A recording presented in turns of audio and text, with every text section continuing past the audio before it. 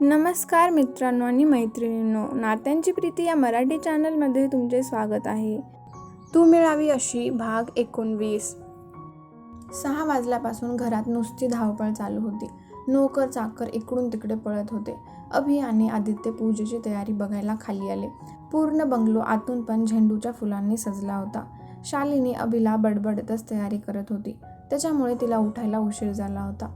हिरव्या रंगाची साडी, मोकळे सोडलेले केस, गळ्यात मंगळसूत्र आणि आजीने दिलेल्यातला एक नाजूक हार तिने घातला होता. कमरबंद बांधत होती. तेवढ्यातच दरवाजावर आवाज झाला. वहिनी, झाली का तयारी? पंडित आलेत, स्वरा बोलली. हो आलेच, एकदा आरशात बघत ती बाहेर आली. अरे वा, आज भाईचं काहीच खरं नाही. स्वराने बोटं मोडली. तसं त्या ब्लश लावलेल्या गालांवर अजून गुलाबी रंग चढला. देवघरात सगळे बसले होते. अभि पाटावर बसला होता. शालिनी त्याच्या बाजूला जाऊन बसली. तसं त्याने बंद केलेले डोळे उघडले. शालिनी त्याला एका बाजूने दिसत होती. तिचा पूर्ण चेहरा बघायचा होता, पण ती समोर बघत होती. त्याने अलगद कोपर मारला. तसं शालिनी डोळे मोठे करून त्याच्याकडे बघायला लागली. तो हसला आणि डोळा मारला. भटजींनी मंत्र म्हणायला सुरुवात केली. तसं दोघांनी समोर बघितलं. हवनकुंडात पेटती आग बघून शालिनी थोडी घाबरली होती, पण बाजूला अभि होता म्हणून ती स्वतःला धीर देत होती. 2 तासांनी आरती करून पूजा संपली. तसं दोघांनी सगळ्या घरातल्यांचे आशीर्वाद घेतले. अभिचे काही दूरचे रिलेटिव्ह सुद्धा आले होते. आईने शालिनीची सगळ्यांसोबत ओळख करून दिली. ब्रेकफास्ट झाल्यावर सगळे बाहेर लॉनवर मजा करायला गेले. खूप माणसं आल्याने घर भरल्यासारखं वाटत होतं. शालिनी बेडरूममध्ये आली तर अभि आधीच ऑफिसला जायला तयार होता. अभि, तिच्या डोक्यावर आठ्या पडल्या. शालिनी, क्लायंट्सला पिकअप करायला जायचंय, लवकर येतो. अभिने ब्लेझर घालत केस नीट केले. शालिनी सुस्कारा सोडत बेडवर बसली. शालिनी, लुक ॲट मी, काही झाले का? तो तिच्या बाजूला येऊन बसला. पण मला असं काहीतरी वेगळंच वाटतंय. तुम्ही नका ना जाऊ, शालिनी बोलली. माझ्यासोबत सगळे गार्ड आहेत शालिनी, काही होणार नाही. अर्ध्या तासात येतो मी पुन्हा, अभि बोलला. तुम्हाला एकदा सांगितलेलं समजत नाही का? तिने रागात बाजूचा ग्लास खाली आपटला.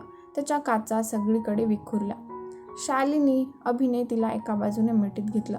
एवढ्या रागात तो तिला पहिल्यांदाच बघत होता. जावा तुम्ही, मला हात लावू नकात, शालिनी कोपराने त्याला बाजूला ढकलत होती. पण तो तेवढ्याच ताकदीने तिला जवळ खेचत होता. मी आहे इथेच, कुठेही जात नाहीये, ओके? तू शांत हो. त्याने हळूवार तिच्या केसांतून हात फिरवला. तसं ती त्याच्या मिठीत विसावली. तू आराम करतेस का थोडा वेळ? मी इथेच आहे. अभिने तिच्या गळ्यातले हार काढून ठेवले. केसांना लावलेल्या पिना काढल्या आणि बेडवर झोपवलं.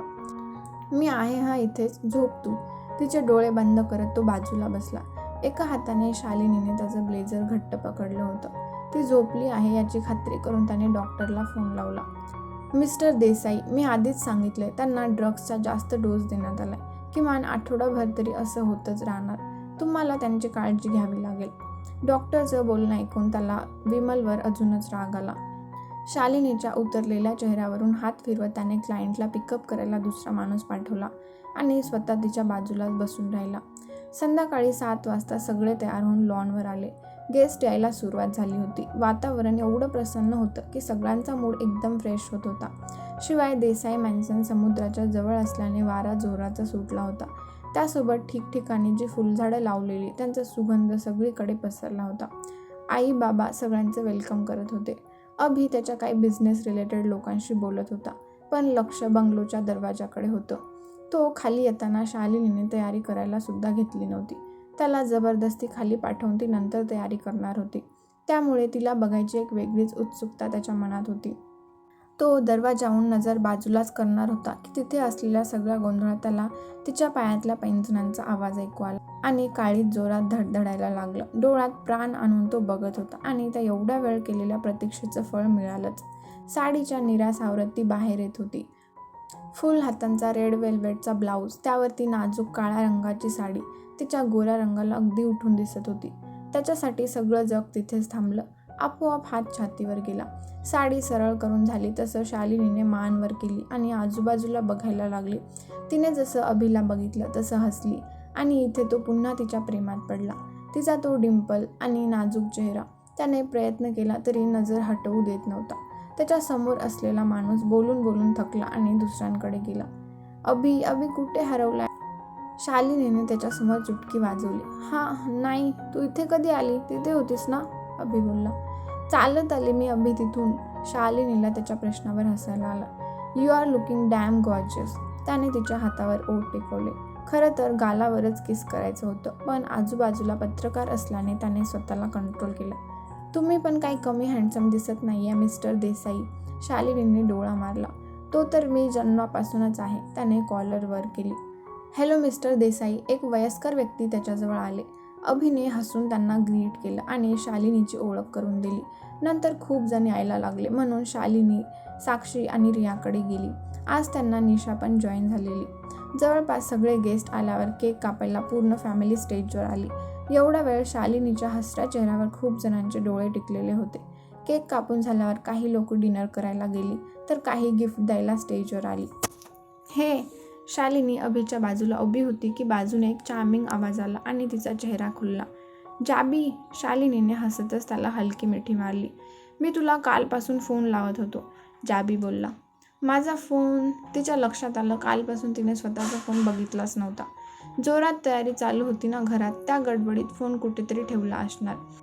ती काही जास्त विचार करेल त्याआधीच अभिने दात ओठ खात सांगितलं. ओ. जाबीला त्याच्या जलसीवर खूप हसायला येत होतं. बाय द वे खूप छान दिसते हा तू. त्याने छातीवर हात ठेवत मागे पडण्याची ॲक्टिंग केली. थँक्यू. शालिनीने त्याच्या हातात हात दिला. ह्याला उगाचच बोलवलं मी.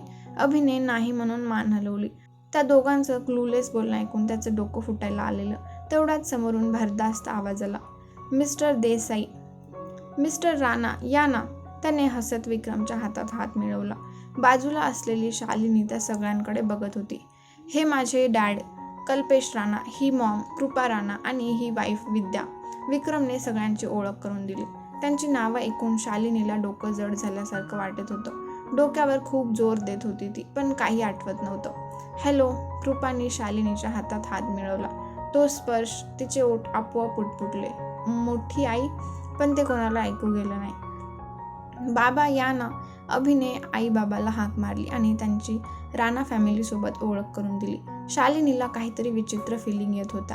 आत्तापर्यंत कधीतरी पडणारी स्वप्न आता जागेपणी तिला समोर घडताय असं वाटत होतं. अभि मी जरा खाली जाऊन येते. तिने अभिला इशारा केला. समोर गेस्ट असल्याने अभि जाऊ शकला नाही. खाली येत आधी शालिनीने घटाघटा पाणी पिलं आणि तिथे चेअरवर बसली. एक मन त्या माणसांकडे जाऊन बोलायला सांगत होतं, पण तिचं शरीर तसं साथ देत नव्हतं. असं वाटत होतं तिला कोणीतरी कंट्रोल करते. खूप विचित्र फिलिंग होती ती. मनात काहीतरी होतं, पण ते ओठांवर यायच्या आधीच विरून जात होतं. बाजूला आजी आणि स्वरा येऊन बसले. तसं ती स्वप्नातून बाहेर यावी तसं त्यांच्याशी बोलायला लागली. मगासपासून कोणत्या तरी दुसऱ्याच जगात होतो असे वाटत होतं तिला. शरीरात एक वेगळाच थंडपणा जाणवत होता. आजींचा हात घट्ट पकडून ती बसली होती. हळूहळू सगळे गेस्ट गेले. विक्रमने अभिसोबत बोलण्यासाठी दुसऱ्या दिवसाची मीटिंग फिक्स केली. शालिनीची अवस्था बघून ते सगळे नंतर तिच्याजवळ गेले नाहीत. शालिनी. सगळे गेल्यावर अभि धावतच तिच्याकडे आला. अभि. शालिनीने त्याला घट्ट मिठी मारली. काय झालं शालिनी? अभि तिला शांत करत होता. मला माहीत नाही. फक्त तुम्ही मला सोडून जाऊ नकात. शालिनीने डोळे घट्ट बंद करून घेतले होते. रिलॅक्स रिलॅक्स, मी आहे. त्याने तिच्या केसांवर ओठ टेकवले. बाकी सगळे घरात गेले तसं त्याने तिला उचलून घेतलं आणि बंगलोच्या मागच्या बाजूला निघाला. पण एवढा वेळ तिथे कोपऱ्यात त्या चमकणाऱ्या 2 डोळ्यांवर कोणाचीच नजर पडली नाही. कुठे जातोय आपण? अजून रूममध्ये पोहोचलो नाही म्हणून शालिनीने डोळे उघडले. सरप्राईज. See there. त्याने समोर इशारा केला. तिथला नजारा बघून शालिनी सगळं टेन्शन विसरून गेली. त्या हिरव्या गवतावर टेंट बांधला होता. त्याचे पांढरे पडदे वाऱ्यावर हलत होते. त्या पडद्यांवर शालिनीचे खूप फोटो लावले होते. गालात हसतच ती खाली उतरली आणि तिथे चालत गेली. आवडलं ना? अभिने मागून तिला मिठीत घेतलं. खूप जास्त. त्याच्या पोटावर असणाऱ्या हातावर तिने तिचे हात टेकवले. त्याने अलगद तिच्या कानात फुंकर मारली तसं तिचे डोळे फडफडले. अचानक तिला जाणवलं पाठीवरचा पदर बाजूला झाला होता. त्याची लांबसडक बोटं पाठीवरून फिरायला लागली तसं शालिनीने अंग आकसून घेतलं. आय. त्याच्या बोटाने केलेल्या नक्षीचा तिने उच्चार केला. लव. तिच्या अंगावर काटे उभे राहिले. हात घट्ट दाबले गेले. यू. शेवटचा शब्द बोलत तिने डोळे बंद केले. चेहरा पूर्ण गुलाबी झालेला. I love you too. अभिने तिला स्वतःकडे फिरवलं आणि मान वर केली, पण ती डोळे उघडायलाच तयार नव्हती. शालिनी. त्याचा तो अलवार मॅग्नेटिक आवाज कानात घुमला आणि संमोहित झाल्यासारखं तिने डोळे उघडले. त्याच्या त्या गहिऱ्या डोळ्यात तिला फक्त प्रेम दिसत होतं, खूप सारं. पुन्हा बोल. त्याने तिच्या गालावरून हात फिरवला. नाही. लाजून मान हलवत ती त्याच्या मिठीत शिरली. तिच्या कमरेवर हात रोवत अभिने वर उचललं. त्याचबरोबर तिचे ओठ आपोआप त्याच्या ओठांना टेकले. ह्यावेळी दोघांच्या चेहऱ्यावर एक वेगळंच समाधान होतं. तिचे हात तिच्या मानेभोवती घट्ट पकडले होते. तसंच उचलून तो टेंटमध्ये घेऊन आला. शालिनीने लाजून चेहरा फिरवला. आजची ओढ काहीतरी वेगळीच होती. कधीतरी उशिरा ते एकमेकांच्या कुशीत झोपी गेले. शालिनीला सकाळी जाग आली तेव्हा ती एकटीच टेंटमध्ये होती. कालच्या रात्रीची नशा अजून उतरली नव्हती. बेडवरून उठत तिने साडी घातली आणि तिथून बाहेर आली. ह्यावेळी ती अभिचं तिच्यासोबत असणं एक्सपेक्ट करत होती. त्याच्या मिठीत तिला दिवसाची सुरुवात करायची होती. पण तो गेला म्हणजे काहीतरी महत्त्वाचं असणार हे न समजण्याएवढी ती मूर्ख नव्हती. बंगलोच्या दाराजवळ तिला घरातल्या सगळ्यांचे हसण्याचे आवाज यायला लागले. त्यात अभिसुद्धा होता. ती आनंदाने आत आली, पण समोर जे होतं ते बघून पाय जमिनीला खिळले. हात आपोआप स्वतःच्या चेहऱ्यावर गेले. अभिच्या बाजूला कोणीतरी मुलगी बसली होती. शालिनीला बघून सगळे रागात उभे राहिले. ती मुलगी घाबरून अभिच्या मागे गेली. अभि. त्या मुलीच्या तोंडून अभि ऐकून शालिनी उभ्या उभ्या हादरली. कारण ती दुसरी तिसरी कोणी नसून ती स्वतःच होती. शालिनीचं डोकं गरगरायला लागलं. समोर काय चाललंय? ती तिच्यासारखी हुबेहूब दिसणारी मुलगी कोण आहे? काहीच समजत नव्हतं. अभि, मी बोलते ना, ती मुलगी हीच. अभिच्या मागे लपलेली ती बोलली आणि घरातली अजूनच रागाने शालिनीकडे बघायला लागले. कोण मुलगी? अभि, मी आहे तुमची शालिनी. शालिनी बोलत होती. ही खोटं बोलते, ती मुलगी बोलली. अभि रागातच पुढे आला आणि शालिनीच्या मनगटाला घट्ट धरलं आणि ओढतच बाहेर घेऊन आला. अभि, माझं ऐका, मी काही केलं नाहीये. मीच तुमची शालिनी आहे. अभि प्लीज. शालिनी जीवाच्या आकांताने ओरडत होती. पण अभिने तिचं काही न ऐकता सरळ घराबाहेर फेकलं आणि दरवाजा बंद केला. अभि. शालिनी एवढ्या मोठ्याने ओरडली की बाजूला झोपलेला अभि दचकून जागा झाला. शालिनी. अभि तिला हलवून भानावर आणायचा प्रयत्न करत होता. तिचा चेहरा घामाने अक्षरशः डबडबला होता.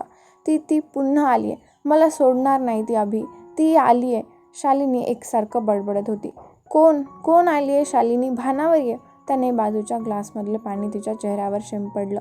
घाबरून शालिनीने डोळे उघडले आणि समोर अभिला बघून ती त्याच्या गळ्यात पडली. मी आहे तुमची शालिनी अभि. मला घराबाहेर नका काढू. तिने अभिला एकदम घट्ट मिठी मारली होती. पूर्ण शरीर थरथरत होतं तिचं. शालिनी, बाळा शांत हो. मला माहिती आहे तूच माझी शालिनी आहेस. अभिने अलवार तिच्या पाठीवर हात फिरवत भरवसा दिला. तिचा चेहरा बाजूला करत त्याने टिश्यू पेपरने सगळा घाम पुसला. वाईट स्वप्न बघितलं ना तू? विसरून जा आता. तिच्या सिल्की केसांतून हात फिरवत त्याने डोक्यावर ओठ टेकवले. शालिनीने आजूबाजूला बघितलं तर ते त्यांच्या बेडरूममध्ये होते. आपण तर काल तिथे होतो ना, मग इथे कधी आलो? तुला थंडी वाजायला लागली ना पहाटे, त्यामुळे मी उचलून आणलं. तुला आरामाची गरज आहे शालिनी. झोप तू. अभि बोलला. पण वाजले किती? 10 वाजून गेले अभि. खाली काय बोलतील सगळे? शालिनी बेडवरून उठायला गेली. अजूनही तिच्या हातांची थरथर कमी झाली नव्हती, पण बऱ्यापैकी सावरलं होतं स्वतःला. शालिनी रिलॅक्स. कोणीच उठलं नाहीये. काल सगळ्यांना दमायला झालं. आता लंचलाच एकत्र येणार सगळे. अभिने तिला पुन्हा बेडवर ओढलं. असं आहे का? शालिनीने डोक्यावर जरा दाब दिला. तू एक काम कर, जरा फ्रेश होऊन ये, बरं वाटेल. तो प्रेमाने तिच्या गालावर हात फिरवत होता. हो. शालिनीने केस एकत्र बांधले आणि बाथरूममध्ये आली. तोपर्यंत अभिने शर्ट घातला. अच्छा शालिनी, लिसन. लंच झाल्यावर ना माझी मिस्टर राणासोबत मीटिंग आहे. तू पण चल, तेवढा चेंज मिळेल. बाबा हे बघा. विक्रम धावतच त्याच्या रूममधून बाहेर आला. काय झालं? हॉलमध्ये बसलेले कल्पेश उठले. रुद्राक्ष. विक्रमने त्याचा हात पुढे केला. त्याच्या हातात रुद्राक्ष बांधलेलं होतं, जे आता काळं पडलं होतं. हे काय झालं? हा अनर्थ आहे. किचनमधून आलेल्या कृपा डोकं धरून खाली बसल्या. आई थांबा. आपल्याला पॅनिक होऊन नाही चालणार. माहीत आहे ना भटजींनी काय सांगितलंय? विद्याने त्यांना धीर दिला. हां, तू फोन लाव पटकन भटजींना, कृपा बोलल्या. मी लावलाय. विक्रमने फोन स्पीकरवर टाकला. नमस्कार. समोरून एक खूप वयस्कर माणसाचा आवाज आला. भटजी, विक्रमच्या हातातलं रुद्राक्ष काळं पडले, कल्पेश बोलले. काय? हा अनर्थ आहे. याचा अर्थ माहीत आहे ना तुम्हाला? ती पुन्हा आलीये. भटजी बोलले तसे इकडे सगळ्यांच्या अंगातून भीतीची एक थंड लहर गेली. 15 वर्षांपूर्वीचा तो नजारा अजूनही त्यांच्या डोक्यातून गेला नव्हता. ते भयानक दृश्य न विसरण्यासारखंच होतं. मग आत्ता? कृपा म्हणाल्या. घाबरू नका, मी तुमच्याकडे अजून 10 रुद्राक्षच्या माळा दिल्यात. त्या राजकुमारी आणि त्यांच्या परिवारातील प्रत्येकाच्या हातात बांधा. सगळ्यात जास्त धोका राजकुमारीला आहे. ती नक्कीच तुमच्या मागून राजकुमारीपर्यंत पोहोचली असणार, भटजी बोलले. हो, आम्ही देतो, विद्या म्हणाली. मी आजच महायज्ञ चालू करतो, पण 15 दिवसानंतर जेव्हा यज्ञ संपेल तेव्हा इथे राजकुमारी हजर पाहिजे. त्यांचं रक्त पडल्याशिवाय हा यज्ञ सफल होणार नाही. नाहीतर ती काय काय तांडव करेल ते सांगायला नको, भटजी बोलले. हो, राजकुमारी नक्की येईल. तुम्ही चालू करा. विक्रमने फोन ठेवला. हे सगळं काय चाललंय? एक संकट झालं नाही तोपर्यंत दुसरं, आणि आत्ता ती बाहेर आली म्हणजे? कृपा म्हणाल्या. तू काळजी करू नको आई, मी जाबीच्या हातून तिथे सगळ्यांना ह्या माळा पाठवतो. आणि आता आपण मिस्टर देसाईंना भेटायला जाणारच आहोत. आय एम शुअर त्यांना पण एवढ्यात राजकुमारीच्या पास्टबद्दल काही ना काही शंका आलीच असेल, विक्रम बोलला. हो, तू लागोपाठ पाठवता माळा, कल्पेश बोलले. हो, आलोच, विक्रम फोन लावत बाहेर गेला. शालिनी, बाळा अजून जेव, मेडिसिन्स आहेत तुझ्या, आई बोलल्या. आई, पोट पूर्ण भरलंय. आता रात्री, शालिनीने पोटावर हात ठेवला. वहिनी, तुझ्यापेक्षा जास्त ही स्वरा खाते. आदित्यने बाजूला बसलेल्या स्वराच्या डोक्यात टपली मारली. शांत जेवा रे, काकी म्हणाल्या. काकी, मला ना तुमच्या हातचा आमरस खायचा आहे, शालिनी बोलली. हो का, रात्री करते बाळा, काकी म्हणाल्या. अभिने काही न बोलता त्याचा लंच संपवला आणि शालिनी समोर तिच्या मेडिसिन्स ठेवल्या. थांबा, मी पण येते ना, शालिनी बोलली. हो, अगं हळू ये, मी बाहेर आहे, एक कॉल करायचा आहे, अभि फोन दाखवत बाहेर आला. बाळा, जबरदस्ती नेत नाही ना तो तुला, आई बोलला. नाही आई, मला जरा बसून बसून कंटाळा आला ना म्हणून, शालिनी म्हणाली. वहिनी, मग आपण मॉलमध्ये जाऊया ना, तेवढा चेंज. तसंही कंपनीची ॲनिव्हर्सरी झाली आणि आपण काहीच शॉपिंग केली नाही आहे, स्वरा बोलली. तुला तर त्याशिवाय काही दिसतच नाही, काकी म्हणाल्या. वहिनी, तू बोल ना, तुला चालेल ना, आदित्य बोलला. मला काही प्रॉब्लेम नाही, पण निशासुद्धा येणार होती, शालिनी बोलली. ठीक आहे, तिला पण नेऊया, अजून मजा येणार, स्वरा बोलली. सगळ्यांनी लंच संपवला आणि तिघेही एकत्र बाहेर आले. अभि डोक्यावर आठ्या घालून बघायला लागला. आम्ही शॉपिंगसाठी जाणार आहोत, स्वरा बोलली. त्याने नाही म्हणून मान हलवली. गार्डनी सगळ्यांसाठी दरवाजा उघडला. ऑफिसकडे निशाला पिकअप केलं. अभि तिथूनच ऑफिसमध्ये गेला आणि नंतर गाडी घेऊन पुढे मॉलकडे निघाले. हॅलो मिस्टर राणा, पूर्ण राणा फॅमिली बघून अभि थोडा आश्चर्यचकित झाला. हॅलो, विक्रम बोलला. काही महत्त्वाचं काम होतं का, अभि म्हणाला. हो, ॲक्च्युली तुम्हाला एक खूप मोठी गोष्ट सांगायची आहे. विक्रमने त्याच्या बॅगमधून कोणता तरी अल्बम काढला, पण तो उघडणार की त्याआधीच अभिचा फोन वाजला. एक सेकंड, महत्त्वाचा कॉल आहे, अभि बोलला. शुअर, विक्रम म्हणाला. कमिशनर सर, मीरा आमच्या कस्टडीमधून पळून गेली आहे. सोबत एका इन्स्पेक्टरची रिव्हॉल्वरसुद्धा आहे. व्हॉट? अभि उभाच राहिला. सर, आमची पूर्ण पोलीस फोर्स बाहेर शोधते तिला. शहरात सगळीकडे नाकाबंदी केली आहे. शालिनीला काही झालं तर लक्षात ठेवा, अभिने फोन आपटला. एनी प्रॉब्लेम, विक्रम बोलला. I am really sorry mister Rana, पण माझ्या वाईफच्या जीवाला धोका आहे, मला जावं लागेल, अभि बोलला. ओके, प्लीज काळजी घ्या. विक्रमने अल्बम पुन्हा पिशवीत ठेवला आणि सोबतच त्याच्या माणसांना पण फोन लावला. अभि ऑफिसमधून बाहेर पडला होता. तो सारखा शालिनी, स्वरा, आदित्य सगळ्यांना फोन लावत होता, पण कोणीच फोन उचलत नव्हतं. डॅम इट, त्याने रागात फोन फेकून दिला आणि गाडी मॉलकडे वळवली. त्याची गाडी मॉलच्या एंट्रन्सला पोहोचली. त्याचवेळी पोलिसांच्या जीप्ससुद्धा आल्या. मॉलचे सगळे दरवाजे बंद करायला सांगत कमिशनर आत घुसले. प्रत्येक फ्लोअरवर चेकिंग होत होतं. विक्रमची माणसंसुद्धा मॉलमध्ये आली होती. वहिनी, हा कसा आहे? स्वराने एक टॉप शालिनीला दाखवला. छान आहे, शालिनी हसली आणि कार्ड काढायला पर्समध्ये हात घातला तर कार्ड मिळालं नाही. माझं कार्ड, तिने पूर्ण पर्स खाली केली. वहिनी, तू आणायला विसरली असशील, स्वरा बोलली. नाही गं, मी आठवणीने घेतलं होतं, शालिनी बोलली. मी देतो पैसे वहिनी, तू घरी ठेवलं असशील, आदित्य बोलला. नाही रे, मी एकदा मगासच्या शॉपमध्ये बघून येते, कदाचित तिथे राहिलं असेल, शालिनी बोलली. थांब, मी पण येते तुझ्यासोबत. निशाने तिच्या बॅग घेतला. दोघीही त्या शॉपमधून बाहेर पडला. तोच ना ज्वेलर, शालिनीने समोरच्या गोल्ड शॉपकडे हात दाखवला. हो, तिथेच असेल मे बी, निशा बोलली. अचानक शालिनी ओरडली आणि मागे ओढली गेली. तिच्या आवाजाने आजूबाजूच्या सगळ्या माणसांचं तिच्याकडे लक्ष गेलं. मीरा, सोड शालिनीला, निशा ओरडत होती. मीरा? शालिनीच्या डोक्यावर आठ्या पडला. असं कसं सोडणार? मीराने गन शालिनीच्या डोक्याला लावली. दुसऱ्या हाताने शालिनीचे दोन्ही हात पाठीमागे आवळले होते. तू जेलमधून कधी सुटली? शालिनी बोलली. सुटली? पळून आले मी. आता तुझ्या खुनाच्या गुन्ह्याखालीच आत जाईल, मीरा बोलली. तू सुटणार नाहीयेस हे करून. शालिनीने तिच्या हातांना हिसका दिला, पण मीराने बरोबर मनगटाला पकडलं होतं. मी सुटणार नाही ते चालेल, पण तुला माझ्या अभिसोबत सुखाने जगू देणार नाही मी. काय केलं नाही मी त्याच्यासाठी? सगळं झिडकारलं, मोठ्या मोठ्या कंपनीच्या ऑफर नाही स्वीकारल्या, फक्त त्याच्यासाठी. आज ना उद्या तो माझ्याशी लग्न करेल, मग मी ह्या एवढ्या मोठ्या प्रॉपर्टीची मालकीण होईल. पण तू कुठून आलीस मध्ये? लग्न केलेस तू माझ्या अभिशी? मीराने हात अजून दाबले. शालिनीला ते सोडवायचे होते, पण तिचं शरीर साथ देत नव्हतं. तिने पाय मारला तर मीरा नक्कीच बाजूला झाली असती, पण तिचे पाय जमिनीला चिटकल्यासारखे वाटत होते. हलायलाच येत नव्हतं तिला. हे बघ, तू किती काय केलंस अभिला मिळवण्यासाठी, पण ते नाही मिळाले. मीरा, खरं प्रेम एकदाच होतं, आणि तुझं हे अभिच्या बाबतीत फिलिंग्स आहेत ना, ती तुझी जिद्द आहे, प्रेम नाही आहे. स्वतःचं उरलेलं आयुष्य वाया घालवू नको. ऐक माझं, शालिनी बोलली. तुझं ऐकू? मला एक समजत नाही. अभिला तुझ्यासारख्या मिडल क्लास मुलीमध्ये एवढं दिसलंच काय? हॉटेलमध्ये सुद्धा सगळे पैसे खर्च करून मी मॅनेजरपासून वेटर सगळ्यांना विकत घेतलं. त्याला जबरदस्ती ड्रग्ज देऊन माझ्या बाजूला झोपवलं, पण तेव्हासुद्धा तो तुझंच नाव घेत होता. तरी मी प्रेग्नन्सीचं नाटक केलं, पण तुम्ही मला डबल क्रॉस केलं. मीराची होणारी चिडचिड साफ समजत होती. मीरा, तू हुशार आहेस. हीच हुशारी कुठल्या तरी दुसऱ्या ठिकाणी वापरायला हवी होतीस. तुला माहिती आहे, अभिला जेव्हा तुझं खरं रूप समजलं तेव्हा ते रात्रभर रडत होते. तुला एक चांगली मैत्रीण मानत होते ते. माझ्यापेक्षा जास्त विश्वास तुझ्यावर ठेवत होते. आणि तू काय केलंस? तू एक चांगला मित्र गमावलास मीरा, शालिनी बोलली. मित्र मित्र मित्र मला तो मित्र म्हणून नको होता, माझा नवरा म्हणून हवा होता तो, मीरा बोलली.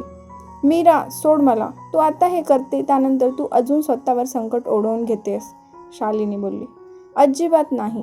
मीराने गन बरोबर शालिनीच्या कानाकडे लावली. जीजू, निशा ओरडली.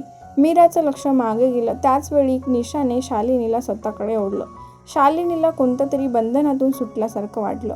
असं वाटत होतं तिच्या पायाभोवती कोणीतरी बेड्या घातल्या होत्या, आणि ते खोटं नव्हतं. तिच्या पायाभोवती लाल डाग पडले होते.